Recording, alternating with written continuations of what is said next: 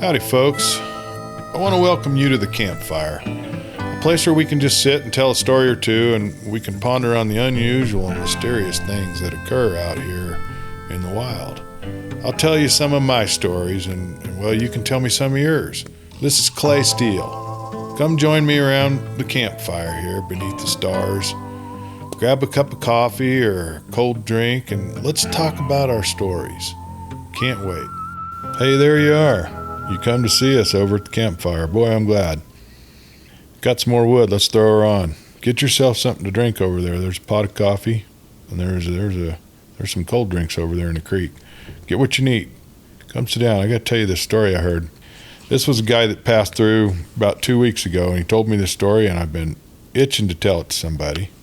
Yeah, so last year, this feller went up into the mountains here along the coast, and he was going to try to do some gold mining. He'd heard about it, panning, and he'd done a little bit here and there, but he'd heard about this area that, well, it sounded like it had everything he needed. It had good water, and it had some bedrock, and there wasn't a lot of information about it. It was kind of hard to get back in there. It was a little wild, but he figured that's usually where the gold's found, where somebody else hasn't been much. So he loaded up his camping gear, and he went up by himself because all his friends were busy and family couldn't get away, and so it was kind of a last-minute plan, and that's okay. He took his pickup, and he had a tent, and he had a little bit of cooking gear and pots and pans, that kind of thing, and loaded up some food and some beer and some possibles, some coffee and whatnot, and took off. It was going to be a week he was going to be away. Well, he got up there, and sure enough, it was a pretty rough dirt road, and a little rocky and dusty, of course, as all those darn roads are. He got back in there. It's in the big trees, and there's some beautiful water in this creek. He thought, well, this is going to be pretty good. And the water was just roaring because of the big year of water they had. You know, you could hear the creek from, 100 feet away. You could hear it just roaring over the rocks and white water everywhere. It wasn't huge. It wasn't real deep, but it was just roaring. Well, he figured what he was going to do, since he was kind of there all alone and there wasn't anybody else around as far as he could see. It's a little bit remote, was he would walk up and down the creek and see if there was any better spot to set up camp, and maybe there was someplace he wanted to be. So instead of unloading his truck, he just got out and walked up creek. And he'd been walking for 20 minutes and going through the brush, and got up and came around the corner and stuck his head out into the creek out of the brush so he could see up this turn. And darn, this just about blew him out of the water. He said, there's this hairy, big old thing out in the creek. He was about 50 foot up the creek. We were pretty close, but because it was so loud, the animal or whatever it was didn't hear him. And this thing was squatted down in the creek, and it was rolling rocks around and digging around in the creek bed, in the creek bottom, in about 18 inches of water, and like he was looking for something. This guy watched him for about 15 minutes, and he said he never saw him, never heard him. He said, I didn't move much, and I stayed back in the brush and just watched him. He said after a fashion, he was always looking around, but after a while he got a handful of rocks that he had or something in his hand, and he poured them in this old strange looking leather bag, old rough looking leather bag that he had, and kind of hung on to it and stood up. And so this old feller, he says, I just shrunk the best I could, got as small as I could. And this is what looked to be Bigfoot by now. It was huge. It was a big animal, big brown animal. Looked around a little bit and then just took off up the creek and crossed over onto the creek and back up into the trees. He says, I waited a few minutes, and then I just made it back to camp and debated what I was going to do here. Was this safe to camp here? He said, I don't know. It's so beautiful, though, and I just got here. I want to try all this out and see about the gold panning.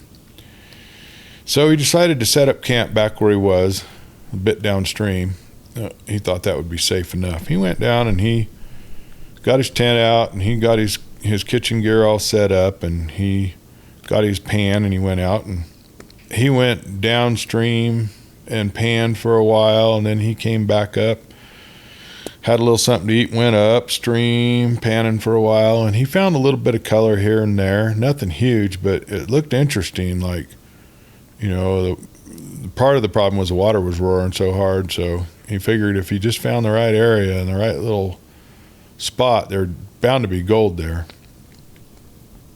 Well, he kept working it, and he went on for a couple days there, and had a little bit of luck. He found some color, but it was mostly small gold, and he was having fun. It's always good to be out there in the mountains, no matter what, even if you're working. But panning for gold, that's fun too. So he decided there that one afternoon he was done a little, ate some lunch, and he thought he'd climb up on the side of the hill across the creek and see if he'd get a better view of what was going on around there, and maybe he'd want to move camp or pan in a different part of the creek. He thought that would be pretty good, and it'd give him kind of a break from squatting over in the creek all day like he'd been doing. So he got his boots on and crossed the creek and started up the hill, and he walked through the trees, and it was pretty brushy. It was slow going. And obviously they didn't have any cattle running the area, so there weren't any good trails. He was just kind of working his way through. And about halfway up the side of the hill, there was kind of a rock outcropping. And so he thought he'd walk around along the bottom of the outcropping to go around it, and then up and over the top and higher up the hill. And after about 100 foot or so of walking along the edge of this outcropping, he sees what looks to be a cave opening. And he kind of stops and he looks around, and it looks like there's kind of some hardened ground in front of it, which kind of tells you there's some traffic there. And he thought, oh, well, maybe a bear cave or something. I'll have to look and see. So he kind of gets his flashlight. He always carries a small flashlight, and he shines it in there and works his way into that cave. And it opens up to be a pretty good sized room there. And it kind of looks like somebody was living there. It had kind of a bed area along the back wall, and there was a rock that was just naturally there in the ground. It was like half exposed, and there was some food along the edge of it, some nuts and some berries, and it looked like dried meat too. He wasn't real sure, but he thought, man, this is stranger than heck. Place smelled kind of funny and everything, and he took a quick glance around. Wasn't going to stay too long, and he looked down at that rock, and on that big rock that was sort of their table, the table in that room, why, there was what looked to be that leather bag that he saw, that big hairy man have.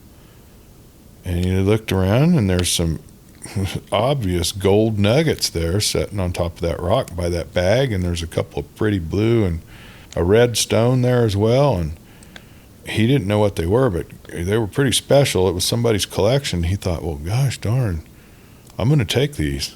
I'm going to take these nuggets here, because this is out in the middle of nowhere. This obviously doesn't belong to anybody, so, it's mine. So he gathers up those stones and those nuggets and throws them in that leather bag and leaves. And he doesn't spend too much more time walking around. He heads back to camp. And he figured, probably going to leave in the morning, had enough of this area. So I'm going to cook me a good dinner tonight and turn in early and get some sleep. So he pretty much does that. Cooks a nice steak and has a couple of his beers and watches the campfire for a little bit, and then gets in his tent and goes to sleep.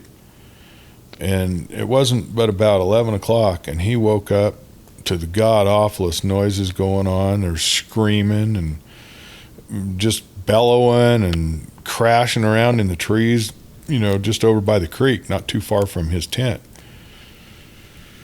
Well, he gets out of his tent. He's got his pistol.